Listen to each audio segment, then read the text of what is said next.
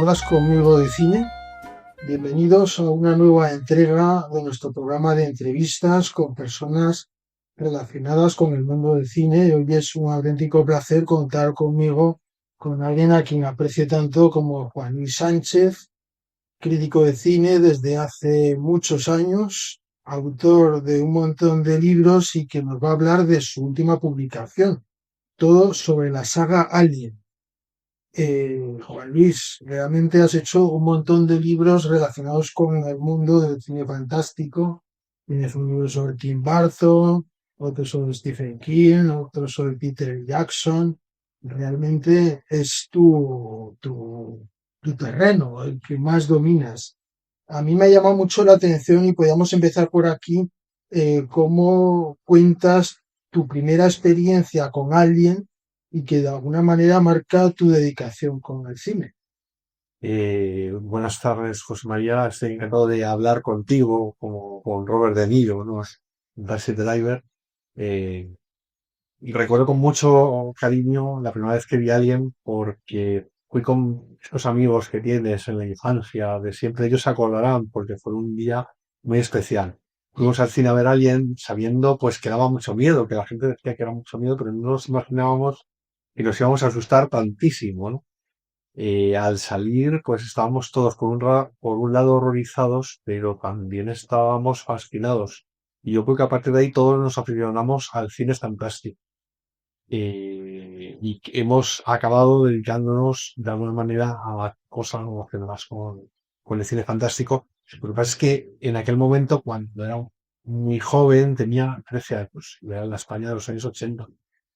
Para mí, dedicarme a escribir libros de cine era una cosa que no existía y ser periodista de cine era una cosa fuera de mi alcance. O sea, no esperábamos llegar y, por supuesto, no sabía que existirían las webs. Eso, cuando nosotros en la ciencia ficción como la de Alien. Por lo tanto, yo no sabía que acabaría escribiendo en una web como de Cine 21.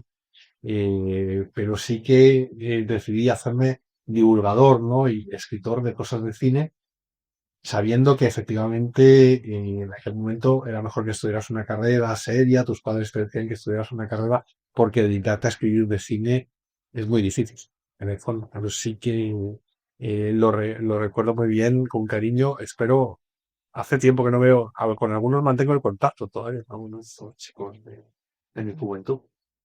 Es curioso que el Festival Educacine que organizamos desde Cine 21, ya llevamos 10 ediciones, la octava, pues hicimos un pequeño guiño a Alien, ¿no? Que Educacine, el octavo festival.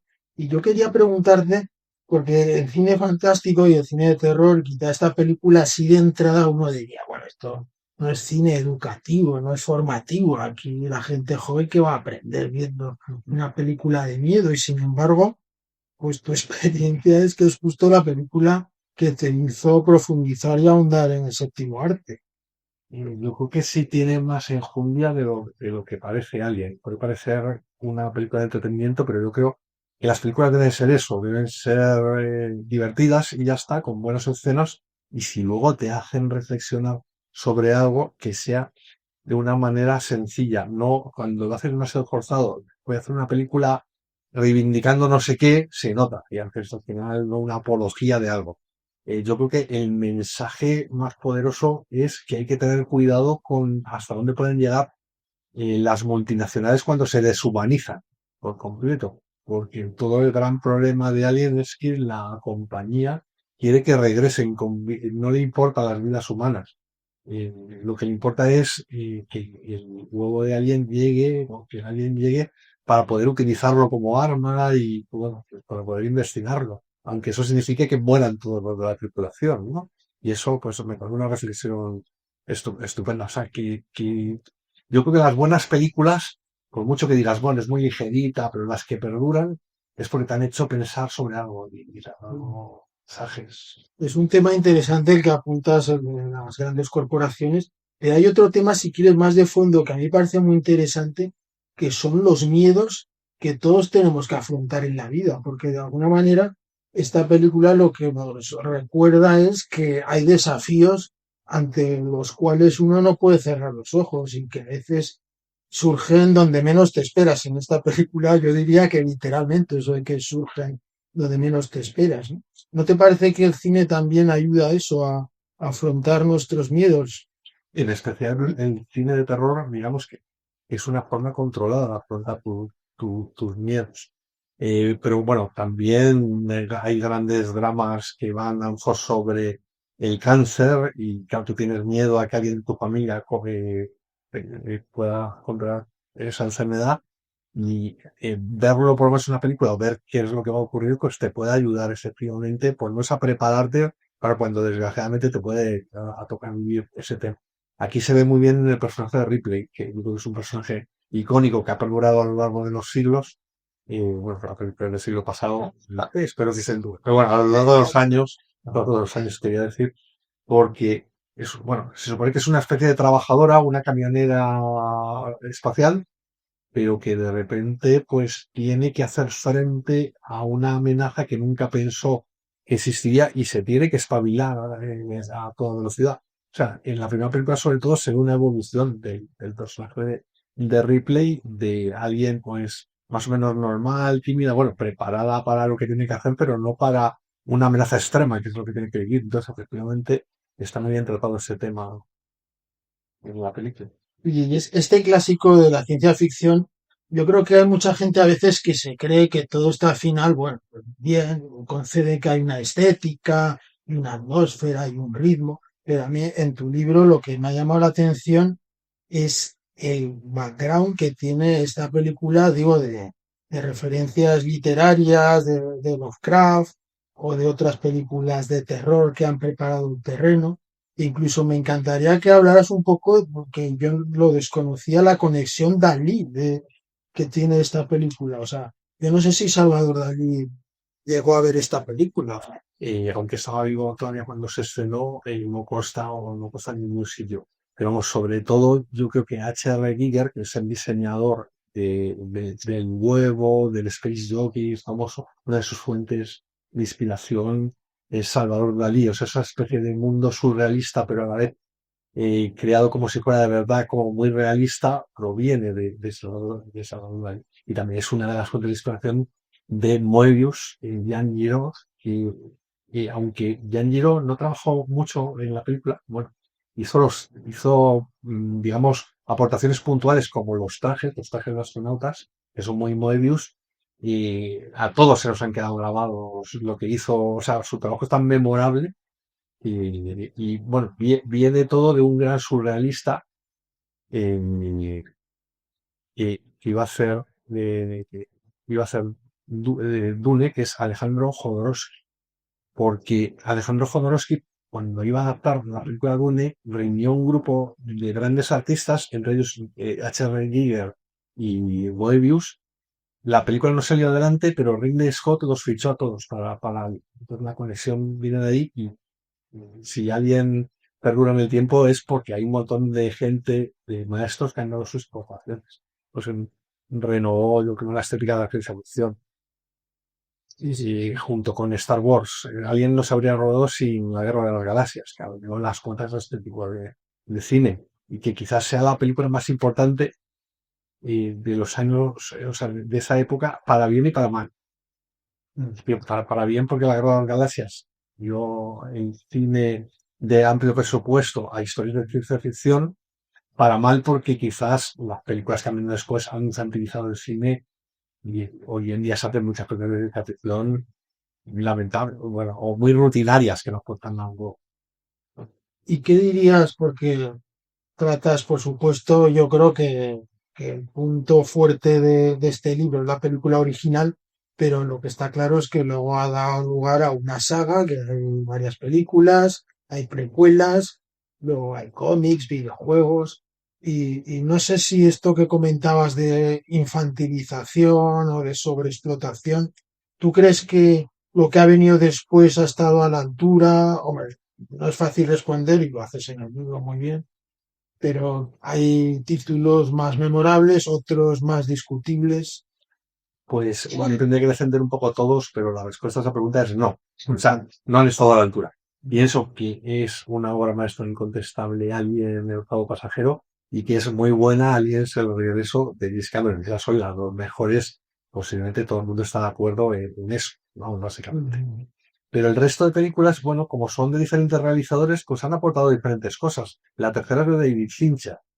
Es evidente que no es el David Fincher de Seven, este es su ópera prima y no es tan redonda como unos años después de Seven, pero bueno, es el germen de su sello visual, quizás.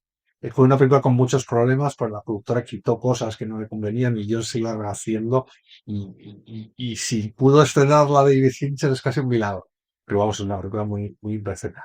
La cuarta es de Jean-Pierre Jeunet, que había hecho Delicatessen con Marc Caro, es una película. Es efectivamente estéticamente muy potente, pero yo creo que tiene un guión más, o sea, Sí. tiene escenas buenas. Recuerdo una escena de los aliens en el agua nadando, pero creo que tiene menos historia que contar. O sea, no es estupendo. La última me gustó, Alien Romulus, de Fede Álvarez, que recupera la atmósfera de miedo de la primera película. Me parece competente, pero desde luego no es una película tan valiosa y que vaya a ser fundamental para la ciencia ficción como el primer Alien. Desde luego, Covenant y Prometheus, que son las precuelas de Ridley Scott, no me gustan especialmente. O sea, tengo que reconocer que tienen cosas, pero no entiendo muy bien a dónde quiere llegar Ridley Scott con esas dos películas. Las que son bastante flojitas son los cruces de Alien contra Predator. Hay dos, Alien contra Predator, las he vuelto a ver para la saga, pero parecen videojuegos con muchos tiros, muchas escenas de acción, ni siquiera respetan eh, o sea, los elementos ya conocidos de lo que llaman ahora el canon. O sea, se contradicen a veces con las películas, me parece que son muy coloridas. O sea, que hay un poco de todo. Es curioso lo que ha hecho Ridley Scott, efectivamente, de retomar la saga y me ha llamado la atención el libro cómo defiendes eh, los montajes del director, tanto el suyo como el que hizo James Cameron. O sea, ¿tú realmente crees que aportan cosas, sobre todo Ridley Scott, que parece que ha abusado de los montajes en que incluye más metraje?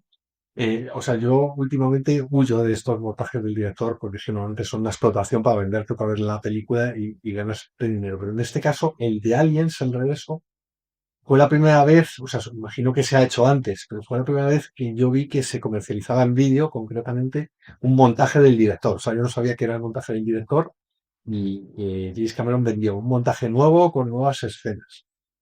Hay algunas que me gustan. Por ejemplo, hay una escena en la que Ripley intima más con el cabo Higgs, que se llama Mary Helen, bueno, tiene así cierta gracia. Una especie de vigilantes automatizados que ponen para cuando lleguen los aliens, pues pero sí que es verdad, lo que ocurre es que cuando has cortado escenas, las has cortado por algo. Entonces, claro, se nota. Y funciona mucho mejor el montaje original, es más dinámico. O sea, el montaje que se vio por primera vez en el cine. Pero bueno, es curioso esto de ver, bueno, cómo son escenas que han cortado. Después Ridley Scott es que ahora se hizo adicto a esto de los montajes y hay veces que ha sido agotador porque de Blade Runner no sé cuántos montajes. Ay, yo vi dos distintos al original y me parece que me sigo quedando con el Blade Runner tal como se estrenó, con la voz en off. Sí, ¿no? Que ahí curiosamente fue una imposición de los productores, o sea que no era la decisión suya, pero yo creo que en estas otras sí que ha debido ser más o menos lo que él ha querido.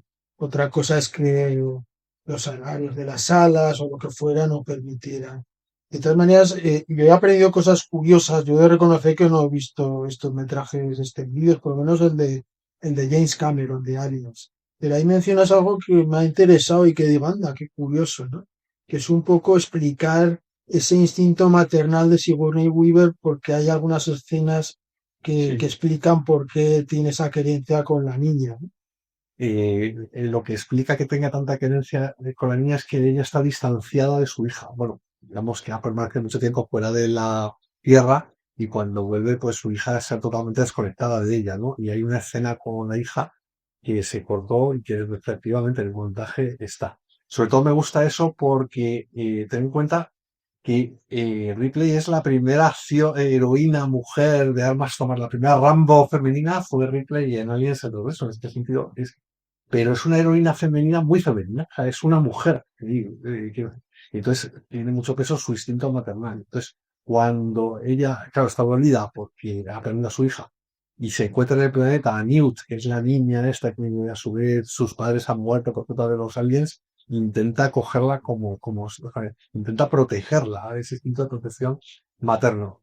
Y a su vez se enfrenta a otra madre que es la reina madre de los aliens, porque esto funciona como una colmena de abejas y la reina alien es la madre de todos los aliens. Y pues ahí hay un combate de madres. En realidad la película, pero me parece un tema interesante. También eso. Es otra película de la que se pueden sacar cosas. También a mí es eso. Por eso pienso que son de los mejores. Oye, también te quería preguntar sobre la evolución en el diseño de las criaturas y en los efectos visuales, porque está claro que en los primeros títulos, pues es todo artesanal, son animatrónicos y sin embargo, a mí el CGI no me acaba de convencer, pero no sé si a ti te parece que más o menos se logró, pues, no sé, dar más velocidad y aumentar el terror, o eso fue un poco Yo me chapuza. quedo siempre con las películas tradicionales, porque cuando hay un animatrónico que está ahí, o sea que siempre va a ser mejor que cualquier CGI, por muy avanzado que esté. Entonces, el primer Alien es totalmente artesanal y el Alien, lo que es la criatura, sale realmente poco, pero las escenas en las que sale del cuerpo del actor Lon Hart y tal, eso sucede delante de las cámaras de verdad.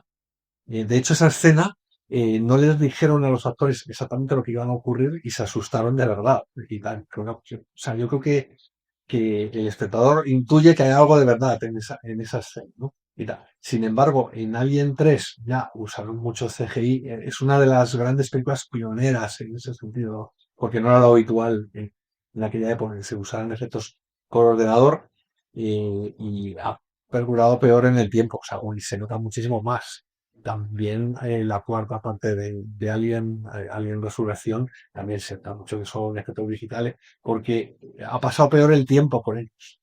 O sea, yo creo que Aliens y muchos de los Aliens de la película de James Cameron son gente disfrazada. O sea, básicamente funciona, esa película ha perdurado mejor, o sea, pasa mejor el tiempo con ella que la tercera y la cuarta, que sí que usan CG. Y el gran acierto de Fede Álvarez y en Romulus es que vuelve otra vez a usar los efectos tradicionales. Y yo creo que por eso me gustó más esa parte de las secuelas. Estas son las que más me gustó, sería la tercera y no lo prefiero. La verdad es que tu libro está lleno de curiosidades que, claro, aquí ni las vamos a contar, para eso está el libro.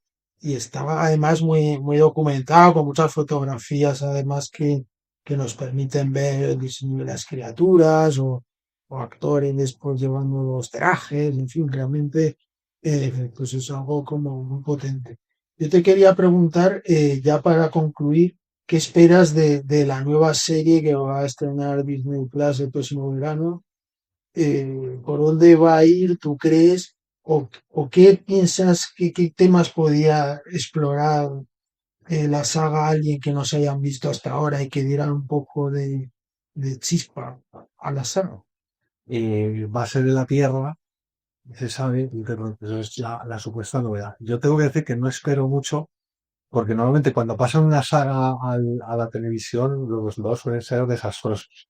Y más, como ejemplo Star Wars, que si bien The Mandalorian y Andor son buenas series, creo, pero bueno, han hecho auténticas basuras. ¿No? Claro, entonces no espero mucho. Si luego resulta estar bien, pues será una grata sorpresa para mí.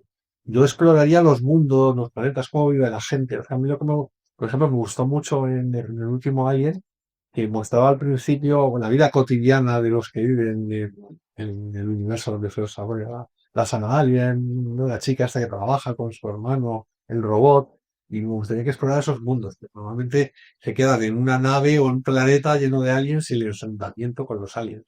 Pero me gustaría eso, que hubiera como más contexto, más que estos mundos. Veremos a ver por dónde va. Muy bien, Juan Luis, oye, pues muchas gracias y nos acercaremos a la Feria del Libro, ¿no? Aquí en Madrid, que creo que Sí, vas a estar ahí presentando. el primer viernes y el segundo viernes de la Feria del Libro estaré ahí por la tarde. Vale, vale, que espero que vendas mucho porque yo creo que lo mereces. Muchas Pues gracias. muchas gracias por invitarme a este espacio.